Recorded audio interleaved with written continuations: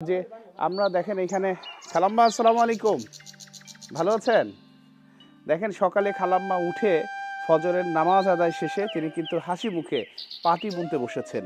এই ঐতিহ্যও কিন্তু মানে আস্তে আস্তে হারিয়ে যাচ্ছে। খালাম্মা এই পাটিটা এটা কি পাতা দিয়ে বুনছেন? খেজুরি পাতা, খেজুরি পাতা। খেজুরের পাতা। হ্যাঁ, আচ্ছা, এটা কত বড় পাটি বুনবেন? এই যে পাঁচা তৈব, পাঁচা তৈবার একটা আদাত ই করুন, রাহুম, পাঁচা রাহুম আর আদাত ভাঙুন, ভাঙ্গি করুন। আচ্ছা, কতদিন লাগবে খেজুরের পাতার দিয়ে এই পাটিটা তৈরি করতে?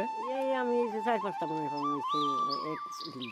একদিনে 4-5টা পাটি না খাই। চাই? হ্যাঁ, আর পুরো পাটি বুনতে কেমন সময় লাগবে? 2-3 দিন হয়ে যাব, 2-3 দিন হয়ে যাব। 2-3 দিনে? হ্যাঁ, আচ্ছা, পুরো একটা পার্টি বুনতে। হ্যাঁ। আচ্ছা। এই যে 9 ফাইলে বানাই, 10 ফাইলে হয়, 7 ফাইলে এই যেটা বানাইছি এই যে ছোট বসাই জমি তাই বানাইছি। বসবেন? না, না, ধন্যবাদ চাচি, ধন্যবাদ।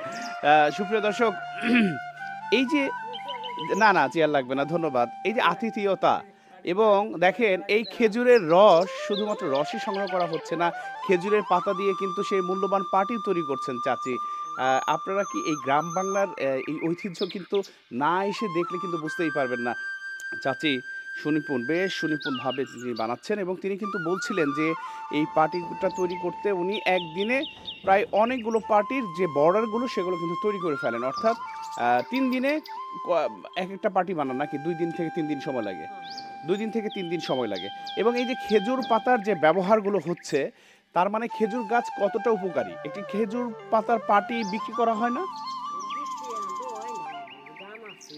পাতা তো নাইছে বেশি, খেজুর গাছই তো নাইছে আর পাতা থাকে খেজুর গাছই তো নাইছে। এই যে বানাম আমি এই যে বাড়ির শোয়ার জন্য, আচ্ছা। শোয়ার জন্য বানাবো ওরা বানাইছি, ওই যে পাতা বানাইছি আর আদা আদা যাইব আর সারা থাকবো আমার হাতে বানাইছি, পাতা বানাইছি, পাতা একটু বেশি বেশি আছে। হ্যাঁ, ফল বানাইছি, তাই বানাইছি ওই যে তাই যে কালকে আমি বানাইছি 4 দিয়ে, আজকে সকালে যে 2 দিয়ে হামলো।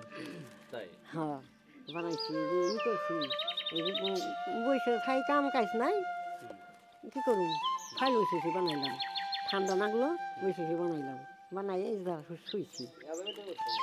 হ্যাঁ, হ্যাঁ। আপনার নাম কি চাচি? আমার নাম সকিনি। সখিনা।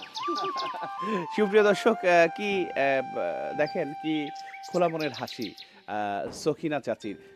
সখিনা চাচি কিন্তু বলছিলেন যে দেশে খেজুরের গাছের সংখ্যা কমে গিয়েছে, সে তুলনায় কিন্তু পাতা নাই বললেই চলে।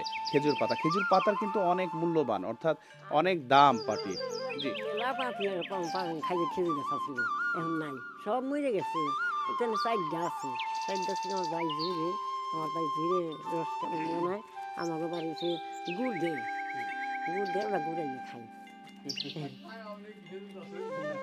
আচ্ছা, খেজুর গাছ আর কেউ লাগায়ও না, না? না এখন নাগা না তো, নাগা না, জায়গা তো নাই, কিনবো নাগা, জায়গা নাই, জায়গা নাই, যেটুকু আছে তোরা থাকবো, ঘর দুয়ার উঠিব, কিছু করবো। আর এই যে কাইটে ফেলা ওই কয়টা 5 গাছ তো কাইটেই ফেলাইব, ওই যে মেয়ে খোলা কাইটে ওই যে গোয়ার ঠার দিব।